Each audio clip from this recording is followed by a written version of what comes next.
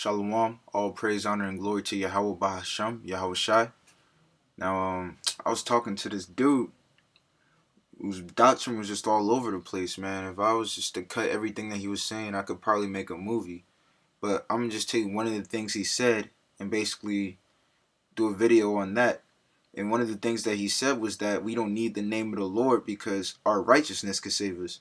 Now, I could do a video on the fact that we need the name of the Lord, but he said that his righteousness is what's going to save him. And there's just a litany of scriptures that say otherwise, okay? So I'm going to start with Ecclesiastes 7 and 15. It says here, all things have I seen in the days of my vanity. There is a just man that perisheth in his righteousness. So you can be as righteous as you want and you still perish, you know? That's why it's all according to election. You know, he has mercy on who he has mercy on and compassion on who he has compassion on. And there is a wicked man that prolongeth his life in his wickedness. Be not righteous over much, neither make thyself over wise. Why shouldest thou destroy thyself? Now, when you make yourself over wise, how is that destroying you?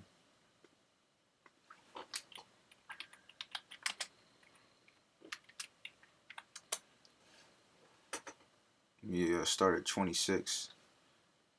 Be not over wise in doing thy business,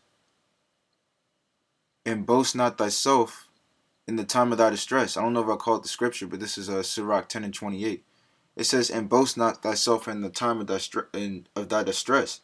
So when you're being overwise, it destroys you because you end up puffing yourself up. You start to see yourself as righteous. You know, you go out of your way to try to, you walk around with fringes. You probably in your backyard putting up sacrifices just because it's in the law, like, and you count that as your righteousness. Just, whatever, just silly stuff. Like, I mean, there's nothing wrong with being righteous, but when you're over wise and over righteous to the point where you feel like you are actually righteous, then hey, yo, you're destroying yourself because you're boasting up yourself and you're lifting yourself up over Yahweh. Boast not that's actually what Job got in trouble for, But Job repented. That's why he was counted as above his brethren. But it says, boast not thyself in the time of thy distress. Better is he that laboreth and aboundeth in all things than he that boasteth himself and wanteth bread. So it's better to be someone who just keeps pushing and keeps laboring and keeps striving, and then you end up getting the kingdom, than someone who boasts himself and declares himself righteous, and you end up lacking bread. You end up dry. It says here, my son, glorify thy soul in meekness, and give it honor according to the dignity thereof. Now, how do you glorify your soul in meekness? By giving all praise, honor, and glory to Yahweh by Hashem Yahushua for showing you the paths of righteousness and showing you, the way of life, basically. That's how you glorify your soul. All praise, honor, and glory goes to Yahweh by Hashem Yahushua, not you. Nothing goes to you except for what the Lord gives to you.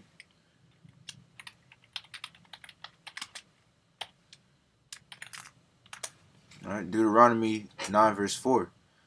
Speak not thou in thine heart, after Yahweh thy power hath cast them out from thee, from before thee, saying, for my righteousness Yahweh hath brought me in to possess this land. So you're not supposed to say in your mind that Yahweh cast America down or is casting Babylon down because you're righteous or something like that. Or what I'm saying? For my righteousness Yahweh hath brought me to possess this land. But for the wickedness of these nations Yahweh doth drive them out before thee. So Babylon's going to be destroyed for the wickedness in Babylon, not because of your righteousness. That doesn't make any sense. That has nothing to do with you. Not for thy righteousness, or for the uprightness of thine heart, dost thou go to possess their land. But for the wickedness of these nations, Yahweh thy power hath driven them out before thee, in that he may perform the word which which Yahweh swore unto his fathers, Abraham, Isaac, and Jacob. And he swore unto them for his name, on his name. So that's really the only reason why he's bound to this covenant, because the Lord can't swear on anything greater than his name. So this has nothing to do with you per se. It's just for the fact that actual righteous men, Abraham, Isaac, and Jacob, he made a covenant unto them for their righteousness, not for your righteousness. Understand therefore that Yahweh thy power giveth thee not this good land to possess it for thy righteousness. So he says it once more. understand that this is not about your righteousness, for thou art a stiff-necked people. So actually, it's not about your righteousness because you're actually unrighteous, because you're actually rebellious, which is why the elect is going to be sanctified, because the elect was at a point in time stiff-necked, but they had to be sanctified by Yahushua. That's the whole point of this. The reason why the elect has to be sanctified, why he set it up that way, the elect could have been born righteous, but he wanted to show that this has nothing to do with your righteousness, and that his mercy is what's everlasting, not your righteousness. Isaiah 64:6. But we are all as an unclean thing, and all our righteousness are as filthy rags. And we all do fade as a leaf, and our iniquities, like the wind, have taken us away. So that's self-explanatory. We're all an unclean thing. All our righteousness doesn't mean anything, because compared to our wickedness that we've done, we're not even supposed to be here, you know. And our righteousness is technically is following what Yahweh told us to do, following his commandments. That's our righteousness. So our righteousness is basically us doing what we're supposed to do. So that doesn't count for anything. But our wickedness counts for something, because that's going against what the Father told us to do. So our wickedness is what counts, and our righteousness doesn't count as anything. So we're all in a negative right now. Okay? We're hoping to have the slate clean to zero, because right now we're all down negative 25 and shit. Negative 50. Negative 100. None of us are plus anything. So Luke 17:10. So likewise ye, when ye shall have done all those things which are commanded you, which were the law, statutes, and commandments. Those are the things that we've done that we were commanded. So when you've done all these things, which none of us have done all these things, but even if you've done all these things, you still say we are unprofitable servants. We have done that which was our duty to do. So if you're a servant and you do what you're supposed to do, then how do you feel like you're someone's, like, if you're at work, would you get a promotion for doing the bare minimum? No. You get a promotion for doing above and beyond. But you can't go above and beyond. You can only even the score to zero. You can only do what you're supposed to do. That's why there's no point in you trying to be over wise or over righteous, because at the end of the day, you're not scoring more points than anybody else. You can only lose points. You know, you were put on this earth to live. You following the commandments. Your righteousness is for you to stay alive, for basically for your health, for your benefit.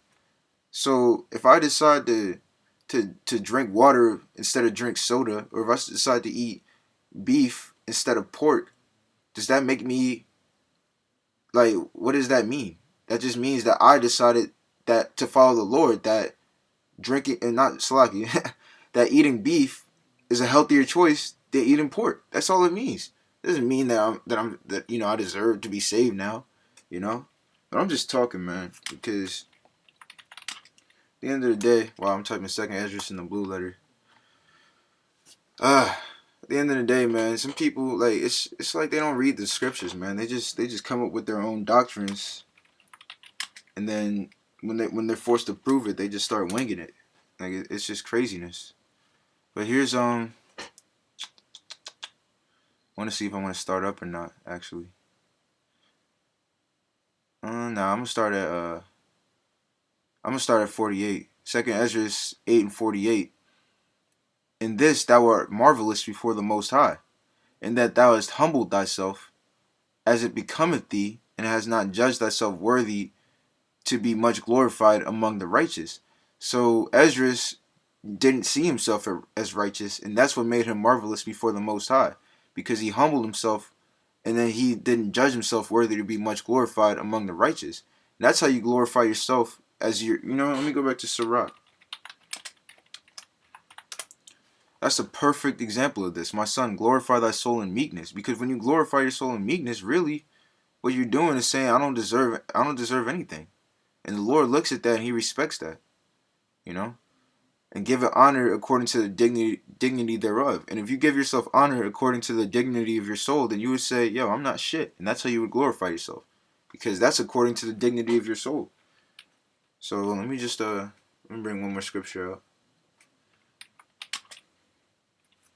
Because at the end of the day, man, this has nothing to do with you.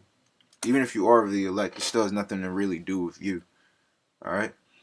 Ezekiel 36 and 22.